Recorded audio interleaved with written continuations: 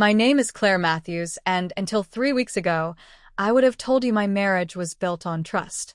David and I met in Boston 12 years ago, in the sort of way that makes your friends roll their eyes. Me spilling coffee on him at a corner cafe, him insisting on paying for a fresh cup, the two of us talking until the sun dipped low and the city lights took over. We built a life here. Our two-story house in the quiet suburbs, a golden retriever named Murphy, weekend farmers markets, vacations to Cape Cod.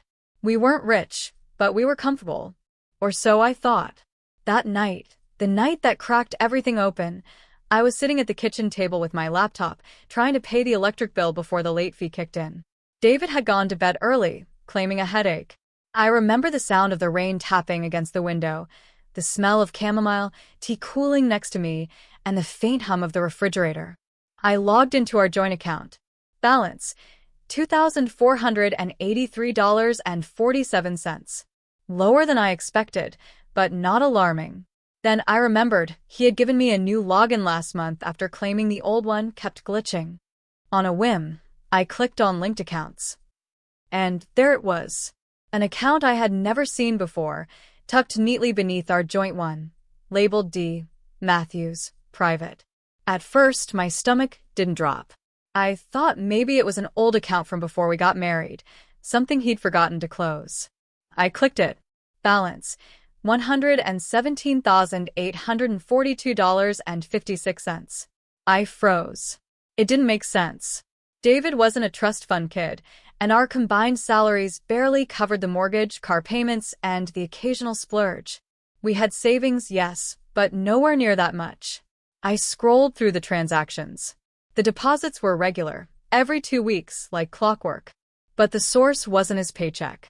Each entry simply read, "Wire transfer, private." My pulse quickened. I thought about the way he'd been lately, quieter, distracted, staying late at work without explanation. The way he'd brushed me off last week when I'd asked about planning a summer trip, saying, "Let's just focus on bills right now." Bills? While he was sitting on over $100,000. I didn't even hear the floorboard creak until I saw him in the doorway.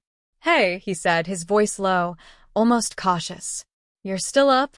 I slammed the laptop shut, my heart thudding so loud I was sure he could hear it. "Yeah," I said, forcing a smile. "Just paying bills."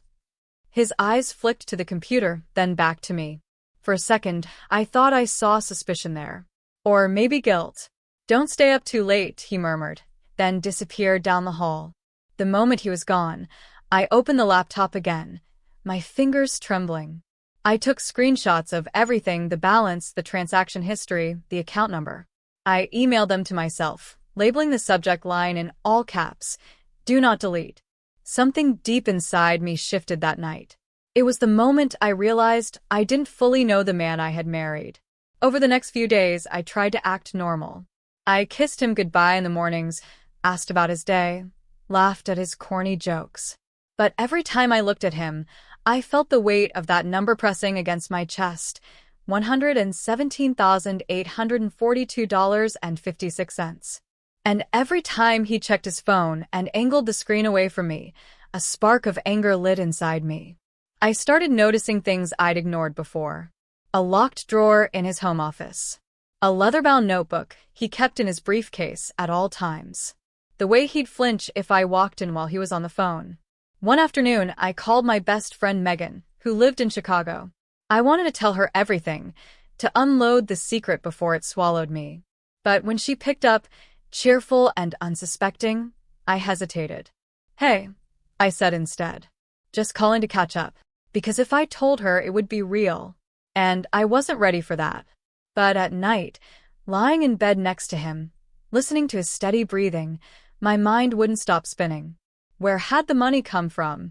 Why was it hidden from me? And most of all, what was he planning to do with it? The questions kept me awake, long after the rain had stopped and the house had gone still. And I knew sooner or later, I would have to find out. Claire's chance came a week later. It was a Saturday morning, gray and chilly. David left early, claiming he had to check in at the office.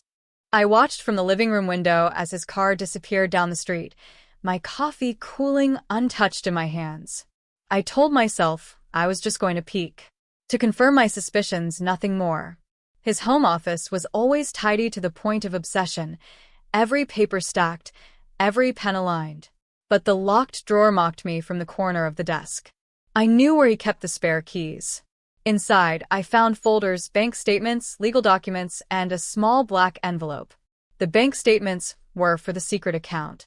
The deposits went back almost 3 years. That meant he'd been hiding it since before our 10th anniversary.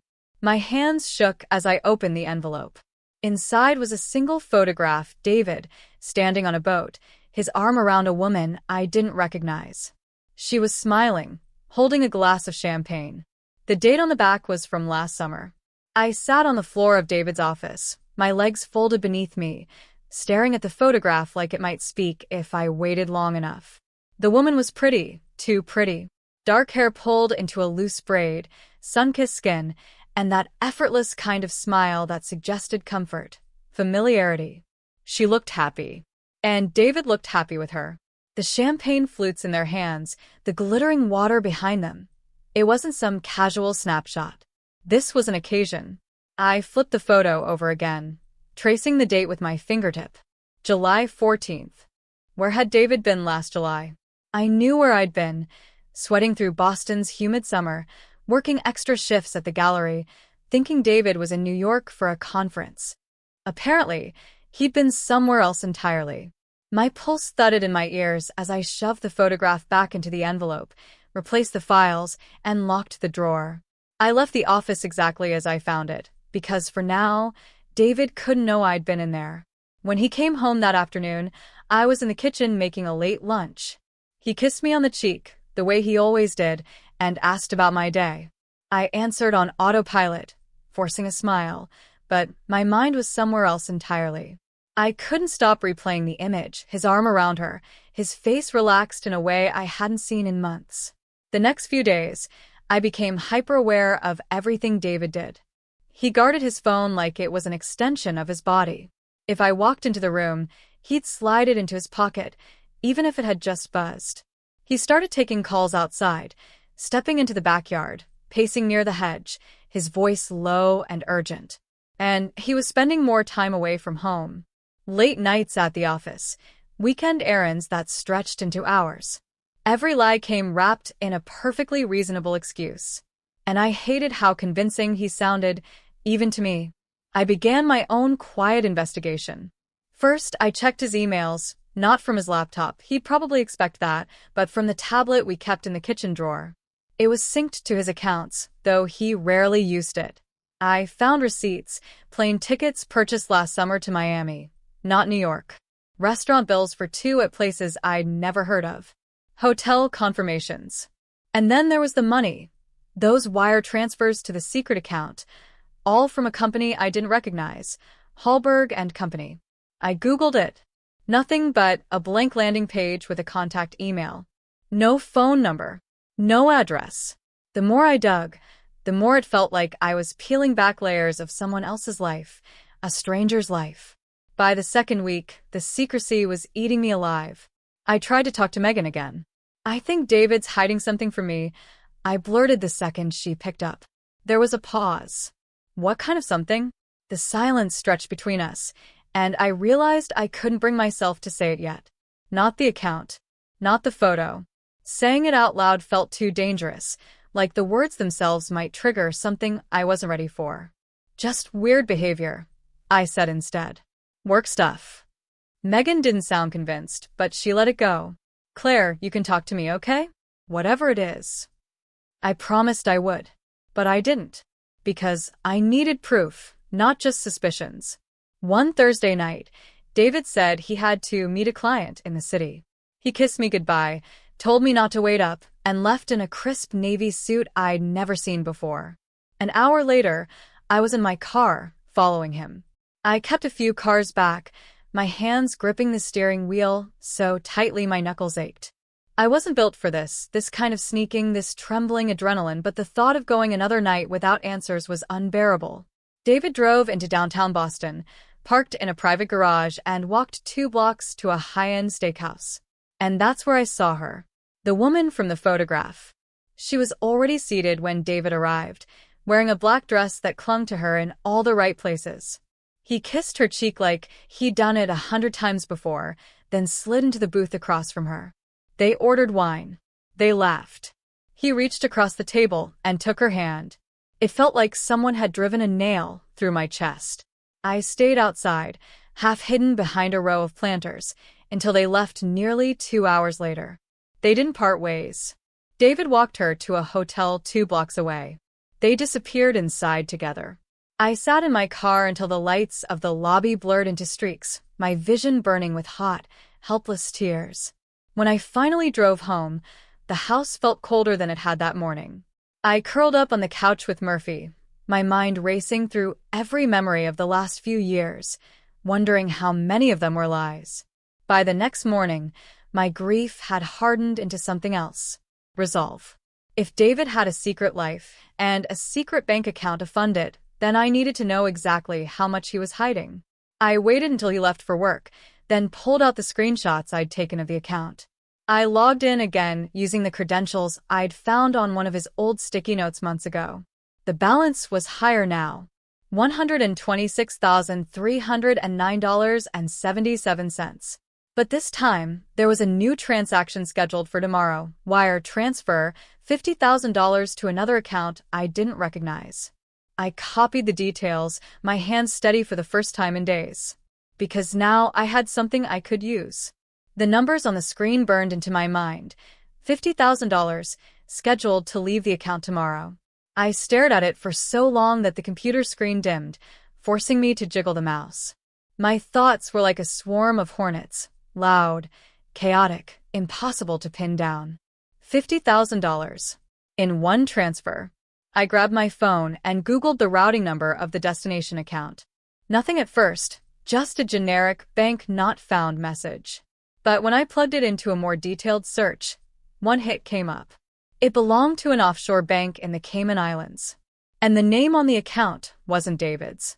It was Isabel Calderon. The name meant nothing to me at first, until I thought of the woman from the photograph. The woman from the steakhouse. For a long moment, I just sat there, my hands frozen over the keyboard. This wasn't just some harmless stash of savings. This wasn't even just an affair. This was deliberate, structured, and expensive. I closed the laptop and paced the kitchen, my bare feet sticking slightly to the tile. My mind was racing through possibilities. What if he was planning to leave me? What if he was funneling money to her so they could start a new life together? Or worse, what if it wasn't just about love? What if this was business? Something illegal? The thought made my stomach twist. That night, David came home later than usual, smelling faintly of cologne I didn't recognize. "Long day," he said, dropping his briefcase by the door. "What's for dinner?" I studied him, trying to read his face. Was he thinking about her right now? Was he picturing the Caymans, palm trees swaying while I stood here playing the role of dutiful wife? "Chicken stir-fry," I said evenly. "Perfect," he said, smiling. That smile used to make me feel safe. Now it just felt like a mask. I couldn't sleep. At 2:17 a.m., I slipped out of bed and padded back to the kitchen. I made tea just for the noise, something to fill the heavy silence. And then I opened my laptop again. If David thought he could hide things from me, he underestimated how far I was willing to go to know the truth. I searched the name Isabel Calderon. Most of the results were meaningless: Facebook profiles, Instagram accounts, random LinkedIn pages. But one link caught my eye: a Miami News article from 4 years ago about a real estate agent named Isabel Calderon who was accused of laundering money for her clients. Charges were dropped due to lack of evidence. The photo in the article made my heart pound. It was her. The same smile, the same dark braid. So not only was David hiding money, he was moving it through a woman who had a history with shady financial dealings. And he thought I wouldn't notice. The realization settled over me like a storm cloud. I was living in a house with a man who was either a liar, a criminal, or both. My marriage wasn't just broken, it was rotten from the inside out. I thought about all the years I'd spent building a life with him, all the sacrifices I'd made, the way I'd trusted him with everything. and he was preparing to drain a fortune into someone else's hands. The betrayal was sharp enough to taste bitter and metallic at the back of my throat. I didn't know when I made the decision. Maybe it had been forming since the moment I saw the account. But by the time dawn crept through the blinds, I knew exactly what I was going to do. I was going to take it all. Not because I wanted the money, though God knows it would change my life. Not even because I needed revenge, but because he had no right to keep it from me. And if he thought he could replace me so easily, he was going to learn what it felt like to lose everything. Still, I needed more proof, something that would let me move without hesitation. The next day, while David was in the shower, I slipped into his briefcase. Inside was that leather-bound notebook I'd seen him guard so carefully. I flipped through it quickly, my ears tuned to the sound of the water running. Inside were pages of numbers, dates, and names. Some I recognized, restaurant bills, hotel stays, but most were foreign. Near the back, one page stood out. It was a plan. An actual plan. Sell house, list discreetly. Close joint accounts. Move funds offshore. Final trip with IC, September. IC. Isabel Calderon. And under that, in all caps, one final note. No loose ends. My hands shook so violently, I nearly dropped the notebook. No loose ends. What did that mean to him? A divorce? A quiet settlement? Or something darker? For the first time since this began, I felt a flicker of fear, not just anger. I put the notebook back exactly as I found it and forced myself to breathe. If I was going to do this, I couldn't let him see me unravel. That evening, when he came home, I greeted him like nothing was wrong. We had dinner. We watched a sitcom. We went to bed. But my mind was already somewhere else, calculating, planning, waiting for the right moment. Because if tomorrow that $50,000 was going to Isabel, tonight I still had a window. And I intended to use it. This is where Claire's plan to take the money will unfold in real time. The tension will snap into a direct face-to-face showdown with David, and a twist will turn the knife even deeper. The moment David's car pulled out of the driveway at 7:42 a.m., I moved. Laptop open. Bank account login. Fingers flying. The offshore transfer was still pending, scheduled for 9 a.m. I canceled it with a single click. My heart hammered in my ears. Then I initiated my own transfer, every penny from that hidden account into one I had opened in my own name the night before. $148,563.72. Gone from his reach in less than 5 minutes. I sat back, breathless, watching the confirmation screen. My hands tingled. My stomach churned. I had actually done it. I told myself I'd feel victorious.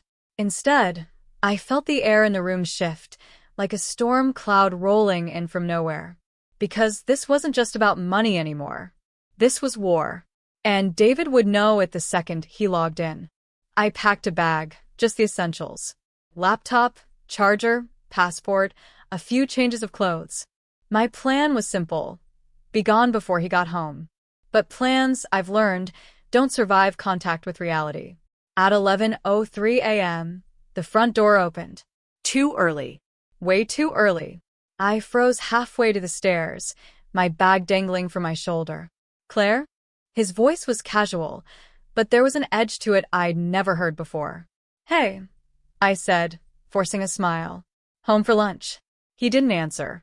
He walked straight to the office, his footsteps heavy. A few seconds later, the sound of his chair scraping, the faint click of keys, and then silence, followed by the slam of the office door.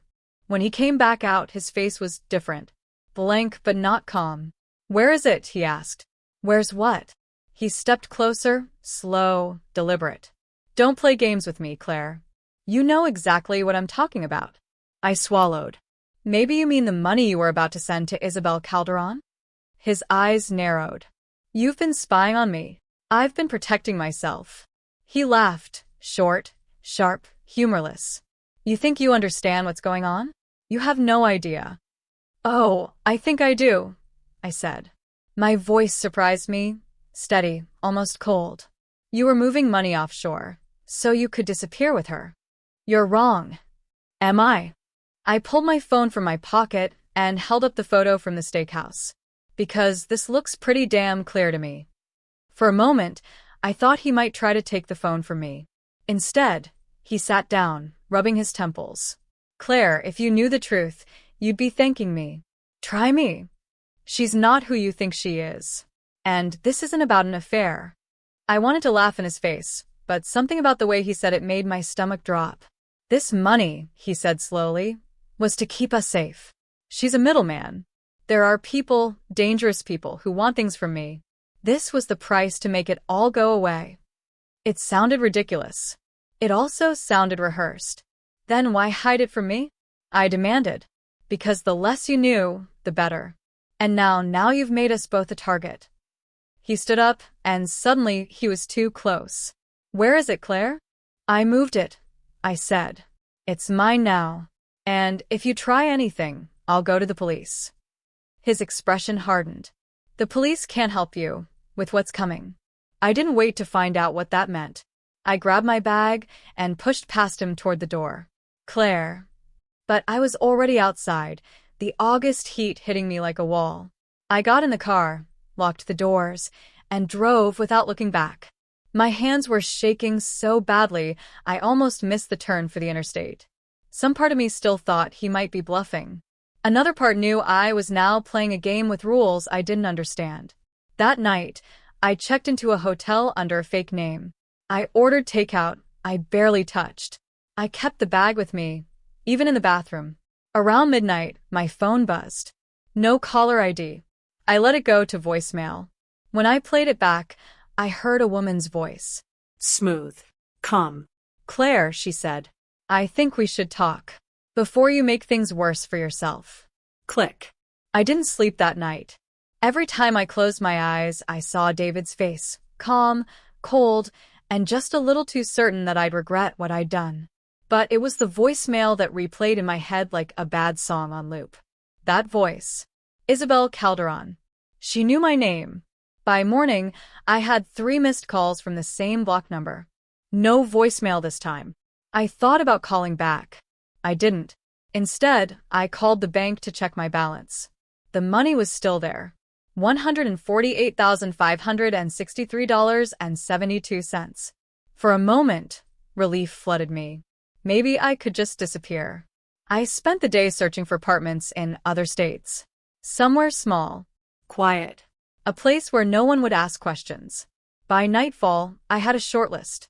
But when I returned to my hotel room, the door was already unlocked. The bag was still on the bed, but the zipper was open. Inside, nothing was missing except my passport. A knock at the door made me jump so hard I dropped my phone. Who is it? My voice cracked. It's me, a woman's voice said. The same voice from the voicemail. I didn't open the door. Instead, I said, "What do you want?" "To help you. And to explain before you do something that can't be undone." I almost laughed. "You mean before I spend the money you were about to take? You think this is about stealing from you?" "Claire, that money was never David's to begin with. And now it's yours. Which means the people it belongs to will be coming for you." My hands went cold. "What people?" Silence. "Then, the kind who don't leave witnesses." I should have called the police. I should have packed up and run. Instead, I cracked the door open. She was younger than I expected, maybe early 30s, with sleek black hair and eyes that didn't blink enough. She smiled like we were old friends. "May I come in?" Every instinct screamed no, but I stepped aside anyway. She walked in like she owned the place, sat down in the single armchair, crossed her legs. "You moved the money into your own account," she said. "That was smart. It bought you time. But you need to understand, David wasn't lying to you." I leaned against the wall. "You're telling me he was hiding this to protect me?" Yes. "And himself. And now you've painted a target on your back instead." I didn't respond. She studied me for a moment, then pulled a small black flash drive from her purse and set it on the table. "This has everything: who the money belongs to, why it's dangerous, and what they'll do if you keep it. You have 1 week to decide." "And if I give it back?" I asked. Her smile widened. "Then you might get to keep your life." When she left, I stared at the flash drive for a long time before touching it. Part of me wanted to plug it in immediately. Another part was afraid of what I'd see. I shoved it into my bag and zipped it shut. That night, I dreamed of running down a dark hallway that kept stretching longer the faster I moved. Somewhere behind me, footsteps followed, slow, steady, patient. When I woke, the flash drive was on the pillow next to me. I hadn't put it there. I checked out of the hotel that morning and drove aimlessly for hours, ending up in a diner off I-40. In the booth, with the smell of coffee and burnt toast in the air, I finally plugged the flash drive into my laptop. Folders. Dozens of them. Photos of men I didn't recognize. Bank records that made David's secret account look like pocket change. Emails full of threats and encrypted strings. And then, a video. David, sitting in our kitchen, talking to someone off camera. "She'll never see it coming," he said. "Once she takes the money, they'll take care of the rest." Clean. No ties to me. I slammed the laptop shut so hard the waitress jumped. He had set me up. My phone buzzed. A text from an unknown number. The diner suddenly felt too small, too bright. I grabbed my bag, tossed a 20 on the table, and bolted for the door. I didn't know where I was going, only that I couldn't stop moving. By midnight, I was in another motel, this one cheaper and shabbier. I sat on the bed, staring at the flash drive. I could take the money and vanish. Change my name, my face, if I had to. Or I could send everything to the FBI and pray they'd protect me before whoever they were found me. I didn't make a choice that night, but I kept the money. And every time my phone buzzes, I wonder if the next message will be the last one I ever get. The last text came 2 days ago. "We're closer than you think."